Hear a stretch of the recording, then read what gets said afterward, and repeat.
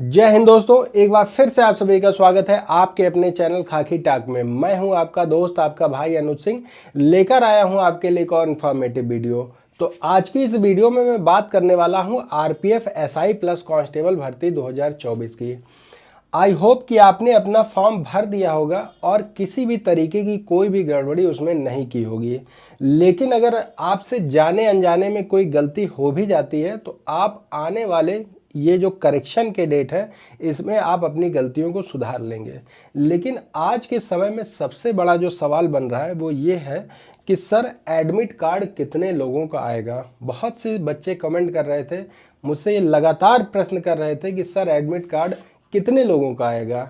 तो ऐसे सभी डाउट्स मैं आपके सामने लेकर आया हूं और आज इन सभी डाउट्स को इसी वीडियो में क्लियर करने वाला हूं।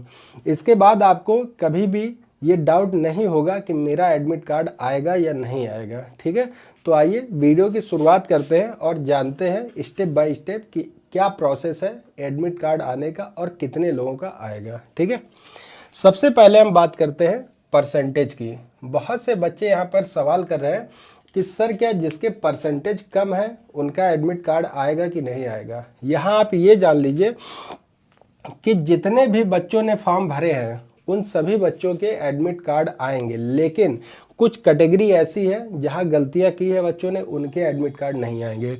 परसेंटेज आपका कोई भी हो, कितना भी हो, अगर आप ओवरऑल पास हैं, सिंपली अगर 10th में आप पास हैं, आपकी मार्कशीट में पास दिखा रहा है, या आप ग्रेजुएशन में पास हैं,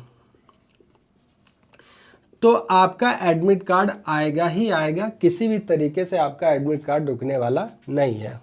नंबर 2, अब हम बात करते हैं कि किनका किन बच्चों का एडमिट कार्ड नहीं आएगा। जिन बच्चों का एडमिट कार्ड नहीं आएगा वो सबसे बड़ी गलती कर रहे हैं कास्ट सर्टिफिकेट में। यहाँ मैंने आपसे पहले भी बताया था कि जो आपका कास्ट सर्टिफिकेट है वो सेंट्रल लेवल का ही लगने वाला है। अब बहुत से बच्चे सवाल कर रहे थे कि सर मैंने स्टेट का लगा दिया है कि करेक्शन में इसको सही कर सकते हैं। हाँ, कर सकते हैं, लेकिन गलती क्या होगी कि अगर आपका जो सर्टिफिकेट है वो 14 तारीख से पहले का बना हुआ है, यानी कि कल की डेट से पहले का अगर आपका सर्टिफिकेट बनकर तैयार हो गया है तब तो आप करेक्शन करके सेंट्रल का लगा सकते हैं। लेकिन अगर कल के बाद का बना होगा तो आप करेक्शन करके उसको नहीं लगा सकते हैं। लगा भी देंगे तो आपका वो इनवैलिड माना जाएगा, सबसे बड़ी बात। ठीक, ये चीज़ आप बिल्कुल श्योर हो जाइए कि आपने गलती कहाँ की है। ठीक, अब मैं मानता हूं कि लोकसभा के इलेक्शन चल रहे थे, बहुत से बच्चों ने अपने कास्ट सर्टिफिकेट नहीं बनवा पाए क्योंकि इतना हैक्टिक शेड्यूल रहा। जो हमारे राजस्व विभाग का इतना हैक्टिक शेड्यूल हो गया कि वहां से सर्टिफिकेट जारी नहीं हो पाए। लेकिन इससे आपको कोई भी रिलैक्सेशन मिलने वाला नहीं है। अगर ऐसा कुछ होता तो अब तक की फॉर्म फिल करने की डेट बढ़ चुकी होती, लेकिन ऐसा कुछ नहीं। ठीक, नंबर 3 पे आता है पेमेंट। पेमेंट एक बहुत बड़ा इशू बन चुका है। अब बहुत से ऐसे बच्चे हैं जिनका पेमेंट ही नहीं हो पाया। फॉर्म तो उन्होंने पूरा कंप्लीट फिल कर दिया लेकिन उनका पेमेंट नहीं हो पाया। तो अब ऐसे बच्चे क्या करेंगे? ऐसे बच्चों का अब एडमिट कार्ड जारी नहीं होगा। जी हाँ, अगर आपका पेमेंट सक्सेसफुल नहीं हुआ, स्टेटस कंप्लीट नहीं दिखा रहा है, तो आपका एडमिट कार्ड आने वाला नहीं है, आपका फॉर्म रिजेक्ट हो जाएगा। ठीक, अगली बात करेक्शन पेमेंट। अब हम बात करते हैं कि करेक्शन का क्या पेमेंट है। सपोज दैट आपने यहाँ पर अपना सिग्नेचर गलत कर दिया। ठीक है, सिग्नेचर गलत कर दिया है, लेकिन अब आप चाहते हैं कि हमारा जो ये सिग्नेचर है वो करेक्शन के टाइम में हम सही कर दें। तो यहाँ आप जान रहे हैं कि करेक्शन की जो फीस लग रही है आपकी, वो लग रही है 250 रुपये। 250 रुपये आपका पेमेंट हो रहा है। आपकी फ़ोटो है, फ़ोटो भी आपने गलत लगा दी है। कुछ बच्चे क्या कह रहे हैं कि सर हमने जो डॉक्यूमेंट सबमिट कर दिया है उसमें हाई स्कूल के क्रमांक की जगह मैंने इंटर का भर दिया है, या हाई स्कूल के रोल नंबर की जगह इंटर का भर दिया है, तो सर क्या होगा? तो आप उसके लिए करेक्शन करेंगे तो करेक्शन के लिए आपको 250 रुपये देना होगा। लेकिन अगर ये 250 रुपये फिर भी आपका नहीं कटता है, 250 रुपये पेमेंट होने में अगर आपको दिक्कत आ रही है, तब भी आपका करेक्शन इनकम्प्लीट माना जाएगा। जी हाँ, अगर 250 का पेमेंट आपका सक्सेसफुल नहीं हो पाता है तो आपका करेक्शन नहीं होगा, जो आपने फॉर्म पहले फिल कर दिया है एज इट इज़ वैसा ही बना रहेगा। तो ऐसे बच्चे भी एडमिट कार्ड उनका आने में दिक्कत हो सकती है। क्यों? क्योंकि यहाँ उनका पेमेंट नहीं हो पाया। ठीक, इतनी बात आप ध्यान रखिए।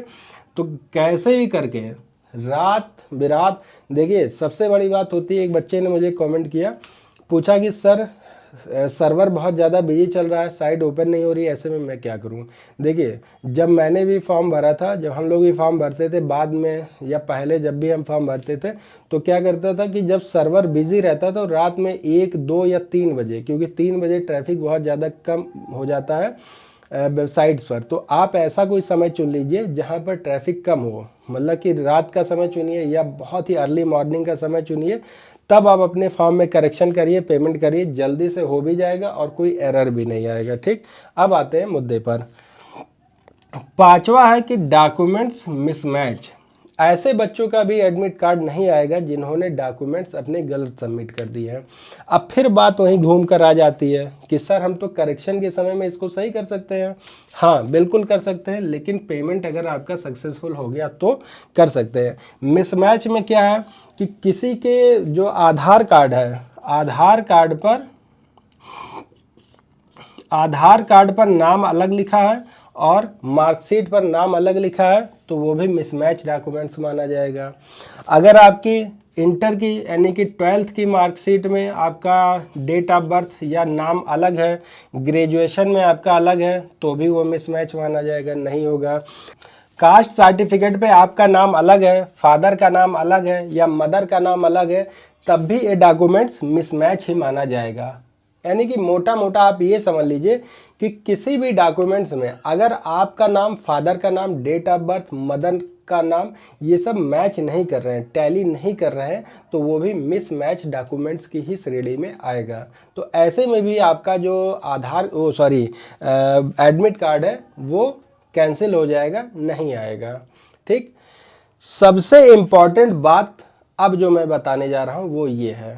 सबसे इंपॉर्टेंट बात क्या है कि जो कास्ट सर्टिफिकेट आपने सपोज दैट लगा दिया स्टेट लेवल का, आपने कास्ट सर्टिफिकेट लगा दिया स्टेट लेवल का, लेकिन वैकेंसी में मांगा गया है सेंट्रल लेवल का। अब आप क्या करेंगे? अब आप करेक्शन, मान लीजिए आपका जो सर्टिफिकेट है वो कास्ट सर्टिफिकेट वो बन भी नहीं पाया अभी तक, करेक्शन की डेट तक भी आपने चेंज नहीं किया, तो अब क्या होगा?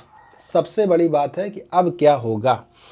क्या ऐसे में हमारा जो फॉर्म है वो रिजेक्ट हो जाएगा या मेरा एडमिट कार्ड नहीं आएगा? ऐसा कुछ नहीं होगा, आपका एडमिट कार्ड भी आएगा, आप एग्ज़ाम भी देंगे और आपका सिलेक्शन कहाँ रुकेगा वो जानिए। सिलेक्शन आपका रुकेगा कहाँ पर? जब आपका डीवी होगा। डीवी में आप जो अपने कास्ट से रिलेटेड संबंधित डॉक्यूमेंट्स प्रोवाइड नहीं करा पाए हैं, तो उसके लिए क्या करना होगा?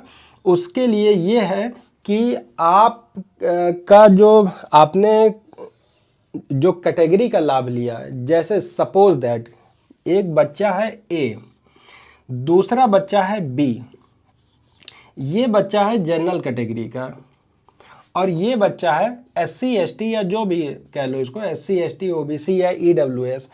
अब इसके लिए जो हाइट मांगी गई है वो मांगी गई है 165 सेंटीमीटर और SC ST की जो हाइट मांगी गई है वो मांगी गई है 160 सेंटीमीटर। सब एग्जैक्ट मुझे याद नहीं है लेकिन इतना ही है, 160 सेंटीमीटर। अब क्या होगा? ए ने अपना कास्ट सर्टिफिकेट नहीं दिया, कास्ट सर्टिफिकेट उसका मैच नहीं कर रहा है, किसके अकॉर्डिंग? फॉर्मेट के अकॉर्डिंग।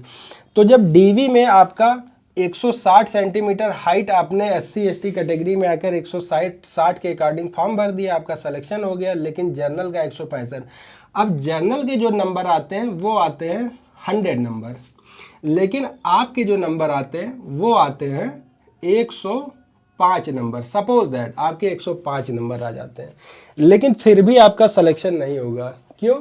क्योंकि आपकी हाइट तो 160 सेंटीमीटर है ना, आपको जनरल का लाभ दे दिया जाता, लेकिन अगर आपकी हाइट 165 सेंटीमीटर होती तो। आप समझ गए कि आपको कैटेगरी का लाभ अगर आपने कास्ट सर्टिफिकेट नहीं दिया तो आपको कैटेगरी का लाभ नहीं मिलेगा, लेकिन जनरल का जो क्राइटेरिया है वो आपको फुलफिल करना होगा। अगर उसको आप कंप्लीट नहीं कर पाते हैं तब भी आपका सिलेक्शन नहीं होगा। अगर आप उस क्राइटेरिया को पूरा कर लेते हैं आपका सिलेक्शन जनरल कैटेगरी में हो जाएगा। आपको किसी भी तरीके से डरने की ज़रूरत नहीं है। बस आपकी हाइट होनी चाहिए 165 सेंटीमीटर, 80 सेंटीमीटर आपका चेस्ट होना चाहिए और इस कैटेगरी में, इस कट ऑफ के अंतर्गत आपको आना चाहिए। सिलेक्शन हो जाएगा, कोई दिक्कत नहीं है। ठीक, इतनी बात समझ गए। इस सेक्शन में अगर आपको कोई डाउट हो रहा हो तो आप मुझे बेशक कमेंट करके बता दीजिएगा, या यहाँ पे भी कोई अगर आपको डाउट हो रहा है तब भी आप मुझे कमेंट करिएगा। 100% मैं आपके सवालों का जवाब देता हूँ। ठीक, तो चलिए मिलते हैं एक और वीडियो के साथ। तब तक आप सभी को जय हिंद, जय भारत।